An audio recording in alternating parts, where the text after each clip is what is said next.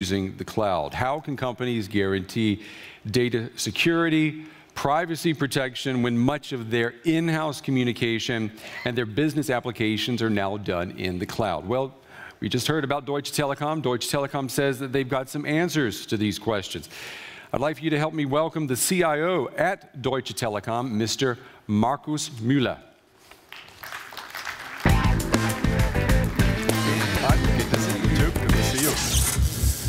So, hello and welcome to all of you, especially welcome to the people watching us on live video stream. So I'm actually here today to talk about cloud from the perspective of a CIO. And you might ask, why is that of any interest to listen from a perspective of a CIO? Well, if you walk across CeBIT, what you definitely see is almost any standard CeBIT offers cloud. Yeah, you see cloud service, or at least you announce soon to come up with a cloud service. If you then talk to a CIO about the usage of cloud, most of the CIOs don't fully use it. Only 10 to 15% of the business applications, of the real critical business applications, are in the cloud. So why about this discrepancy? What is it what we can do to overcome, and how can we really bring the tough stuff into the cloud? And I would really like to discuss with you today and show you some of the examples where we really try to bring the most critical stuff into the cloud and how we can benefit from that. When we talk about cloud, let me just briefly resume. I think there are a lot of analogies to compare cloud. One is about the airplane. Of course, nobody buys an airplane today, but you use a service. When you consider back 1903, Brothers Wright, when they started the first plane, how long did it take until the real first cloud service was established? What I mean with a cloud service is a passenger plane. The first passenger plane was actually initiated and started 1928, 25 years later. So IT industry, usually considered as being quite fast, if you compare back to the 1970s, in 1995, nobody talked about cloud. So one of the simple analogies, I think we cannot stop it, it will come. But let's look at cloud portfolio. What is it what is usually offered? You see the typical building blocks, you see infrastructure as a service, you see platform as a service, you see software as a service. And what the and I think my predecessor, Daniel Sachs, described to you a very good example of cloud services, Business Marketplace, which is software as a service for small to medium businesses. But what the kind of similar thing about all that is, it is a homogeneous service, it can be replicated, it is scalable, it can be measured, you can offer it, like I said, electricity out of the socket, out of the power, and you can charge for it. That is the reason why most of the stuff you see here, and actually almost all, is like bricks. You can buy a brick from a large corporate perspective. If you have to manage 200,000 users, you buy a brick and you buy another brick, you buy some CPU power, you buy some storage, you buy some platform with a database, you buy some office and desktop. But have you ever seen a core insurance application or the banking backbone in the cloud? Why not? Why is that not offered in the cloud? Because it is usually not standardized. For a large corporate, it is a very complex application. So how can we use these building blocks to really go for these more difficult applications? So let's look at the portfolio of Deutsche Telekom. And of course, I'm being challenged as a CIO. Why am I challenged? The guys who sell this stuff to business customers, of course, approach me and say, Markus, please use our products.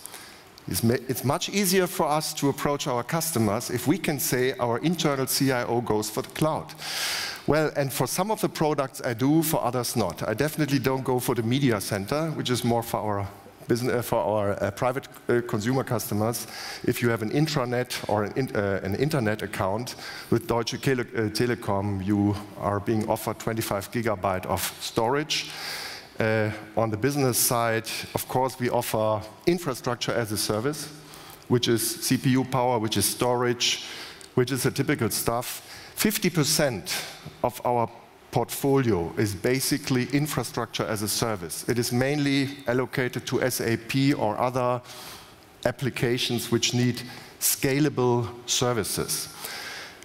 We offer virtual desktops to more than 20,000 users, and we offer collaboration tools. So this is not the critical stuff. This is the stuff which you usually find in the cloud. And you have a business marketplace. I think the colleague just described what is it about. Please visit the website. You will find the 39 apps. It's an app store. And you will find, of course, a box.com. But you will also find an ERP system, a small one. You will find a small CRM system, and you will find a billing system, and you can buy that for 20 euros a month. Why am I not going on an ERP system or on the CRM system? Because we run one of the largest installations, anyhow, in Siebel or in SAP. I have the largest Siebel installation with about 20,000 users. This is actually very difficult to bring into the cloud. Although the stuff is relevant, and I have it in the focus, I basically go for the desktop and for some special applications I'm going to talk later about. So what are the typical challenges for a CIO? The most important challenge is to stay longer in the job than 2 years, because that is the average survival time of a CIO. Some stay longer, others less. So I'm 9 months with the company, but I had my 10 years at Allianz before, so I hope I'm in average okay. So what are the typical benefits you hear about? You hear about elasticity of services. What does it mean? It actually means you buy the service, and if you consume more, you pay more. If you consume less, you pay less. But think about if you bring a 3-9 availability or a 2-9s availability, which means 5 minutes maximum of 5 to 6 minutes outage a month into the cloud, what will you need? And also a cloud provider will need to do that. You have to build up redundant infrastructure. You have to build up failover architectures. And what will you do? You will charge your client for that. And you will charge your client for infrastructure that is currently not being used. You will charge for things that might be used in the case of an incident, but which are pretty similar and which are pretty important to do. And users debate with you about that. So if you really bring the most critical services into the cloud, the curve, the pricing curve, will definitely have a larger fixed volume or fixed element. Reduce complexity, that's also true. I tick all of them off. The greatest advantage of cloud is it brings discipline to the architects. It brings discipline to the IT developers because they offer you a black box service. It is a set of APIs, it is a set of services which you usually cannot and should not be able to alter. Things you buy as a typical service-oriented architecture in its best way from the cloud. But reality, unfortunately, if you run like 3,000 apps, if your IT budget is 2.5 billion euros, unfortunately, you have some pretty old stuff sitting there. It's called legacy, it's hard-coded, it is not designed to run with a service-oriented architecture. It usually deeply is integrated and wants to talk to sometimes machine code directly. So the challenge is, yes, you get the reduced complexity, but you have to shape your existing environment to become applicable for cloud services. You usually encapsulate and offer some service layers, which is also not visible in these charts, but is one of the challenges you have. But it's still a benefit, and it is worthwhile, and that's the reason why we did so. And of course, you can save money. Given the complexity of running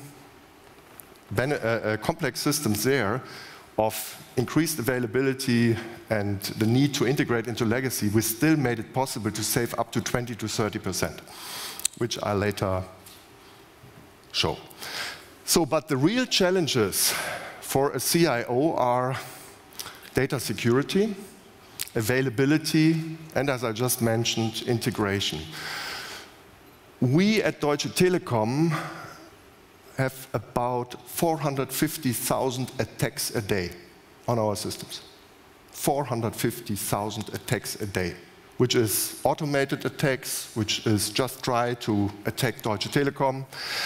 And I just came from a meeting with 7 CIOs from other DAX, German large corporates, and they report similar topics. So this is a challenge, and given this challenge, if you don't have a good answer for that, you really want to consider if you give out your most critical data out of your own data center to the cloud.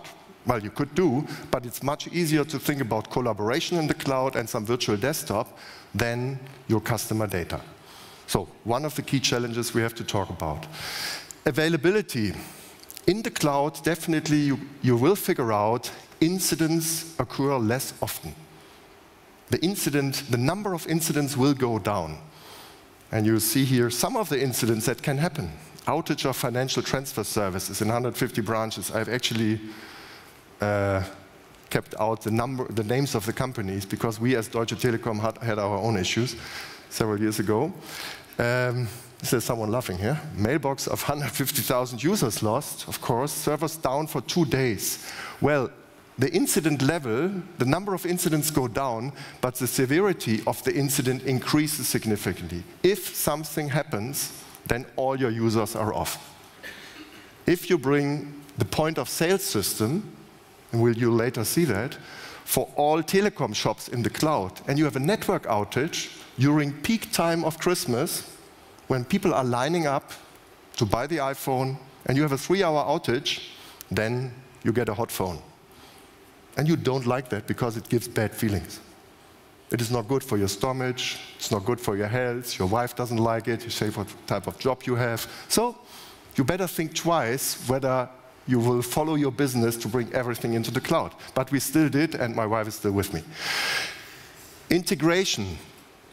Cloud adoption is not just to buy off the shelf. It looks like, yes, if you have a greenfield application and if you have a butcher store with 10 employees and you can run your ERP on an Excel sheet, yes, you can buy the ERP service from the cloud. You can even buy the ERP service for a large corporate, but that requires different systems. So currently, only 10 to 15% of the most critical applications are in the cloud. And you go for 15, you go for Forrester, you go for Gartner, you find 10, so whatever is true. At Deutsche Telekom, we addressed that. We said we are going for the tough stuff, and we want to change this number. Currently, we run about 30% of the applications in the cloud. Why is that? I mean, just go to the Telecom stand, it says we offer cloud services for 200 customers and we do so as best practice. So I will not say that this is an easy stuff, but it required really 2 years to get it up and running. And I think the benefits of that are clearly visible, but it is not an easy path. You can just get like current out of this from the wall. So what did we put into the cloud? We said it is very important for us to run an efficient logistics chain. What do we mean with a logistics chain? When you order a phone, when you order a service, you go on one of our websites, or you enter a shop. You usually then ideally buy one of our phones. You will have to interact with the SAP system. You will have to interact with the order management. And finally, you have to activate a SIM card. That means if you can use the SIM card, and this is not something where you just put an entry in a database, there is first a creditworthiness check. We like to have people and customers who are able to pay the bill after 1 month. So we do a kind of, not only a pretty sophisticated creditworthiness check. Then we run that through several filters, and finally, it is being then activated. The whole process takes 3 minutes. And is able to keep up to 150,000 orders per week. We manage our complete workforce in the cloud. Workforce is, for the Germans, the gray cars with the red dots that go to the gray boxes and fix them. The gray boxes you have seen, they're usually next to your location when you live in Germany. And we have about 120,000 users across Europe running actually the largest seamless communication platform in the cloud based on Cisco equipment. Actually, if you want to see that, you can't go to Cisco. You have to go to the Innovation Lab, the largest installation up and running. You will see soon, and you can not see otherwise in other areas. So let me show you what this is. This is not a bomb. It may look like. I had some problem to bring it through security. This is a honeypot. And most IT people know what a honeypot is. This is actually a Raspberry computer, about $25. You find an LTE stick. It connects via Wi-Fi to the internet. It has a battery pack, and it has a very simple display. This computer is being brought into the internet with an IP address. You can change it, and it says, please attack me. How can you do that? You just open the relevant ports.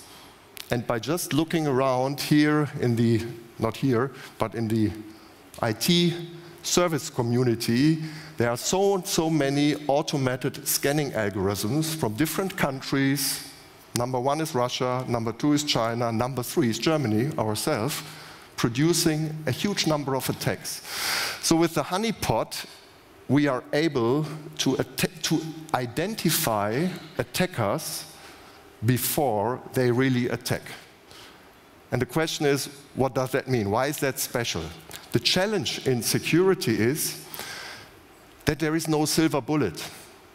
Hackers and attackers are organized in communities. They sit together and think what they can do. They even offer botnet services in the internet where you can easily learn how to send a PDF to a computer and then gain control over this computer. You can buy these services. So a well-organized organization, if you go to a CIO from Deutsche Bank, a CIO from Telekom, a CIO from Deutsche Bahn, all the companies, and you ask them, what about your security? Should we exchange and talk about that? This is not the topic people like to talk. But I think we have now a new mentality, and we will bring it up in security, that we have to be more open. Like in the health situation, in the real health, if you have a virus, it is being communicated around the world through specific organizations. And René Obermann initiated late last year a cybersecurity conference. He brought together 20 CEOs from the largest corporates in Germany, and they decided to work on the topic. And today we met the second time with the CIOs to think what we can do. And one of the most important topics for the CIOs was, we have to move out from the pure static model of detect, prevent, and resolve. We have to be proactive. We have to identify in advance a wave that is coming. I'll just give you an example.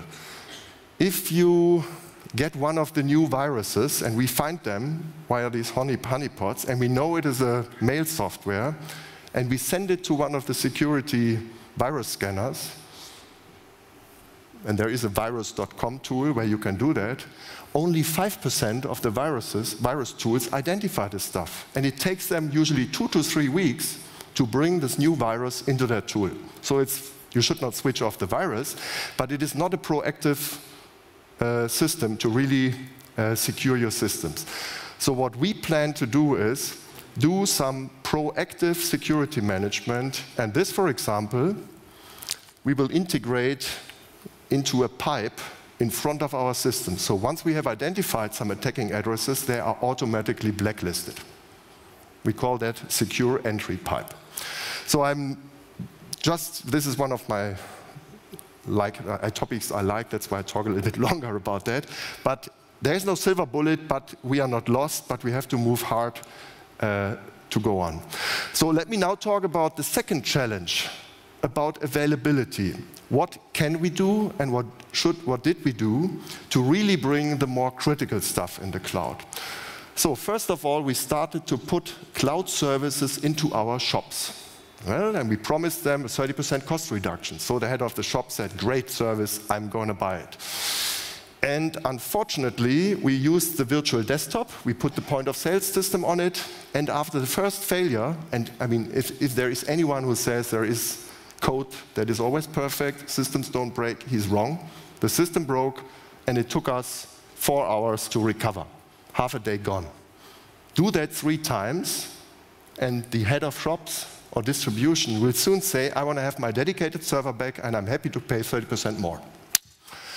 So after about a year, we decided to do the following.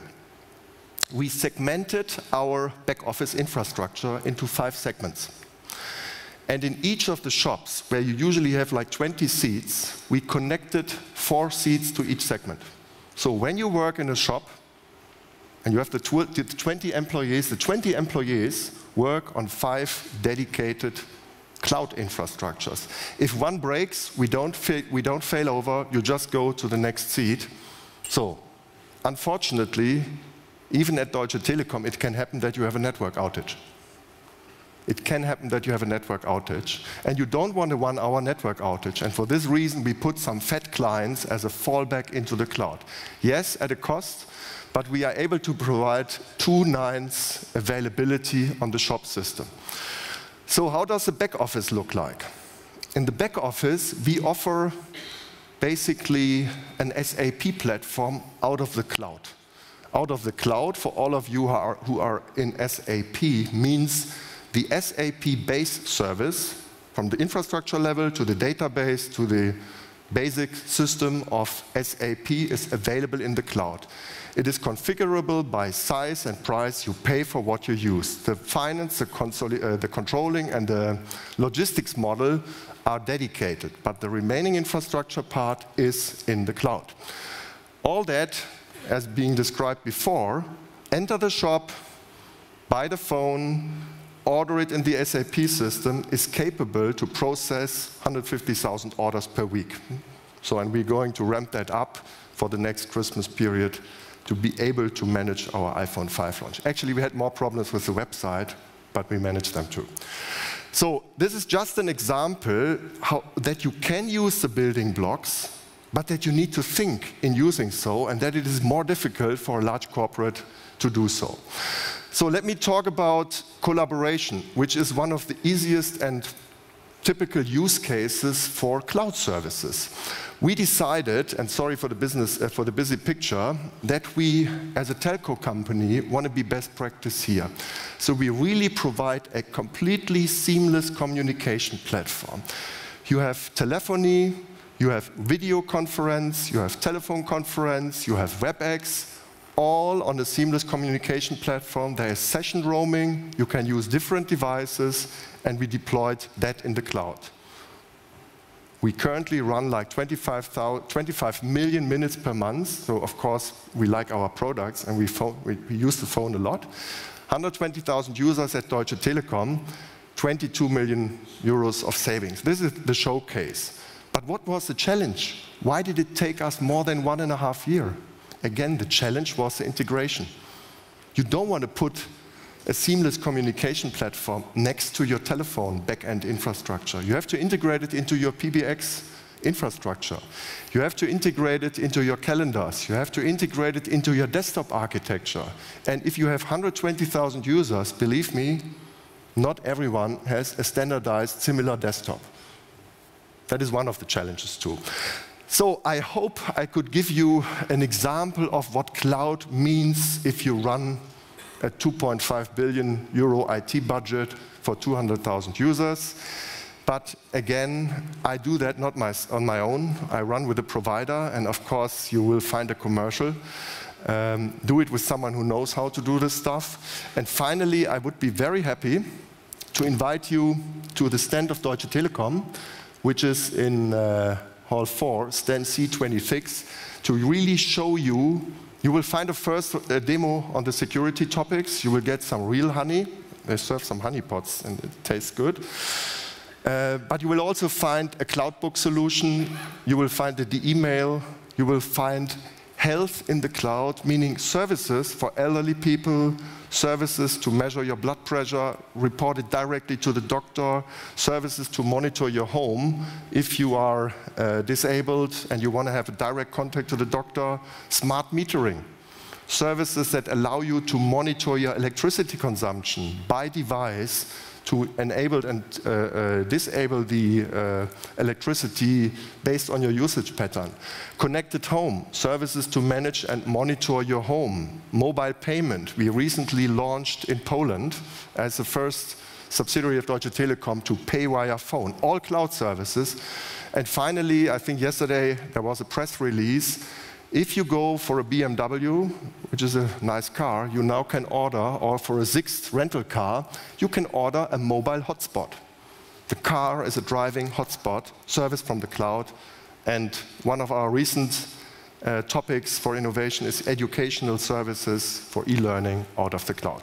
So I hope I covered your interest. It was a pleasure to talk to you. Thank you very much for your attention. Thank you.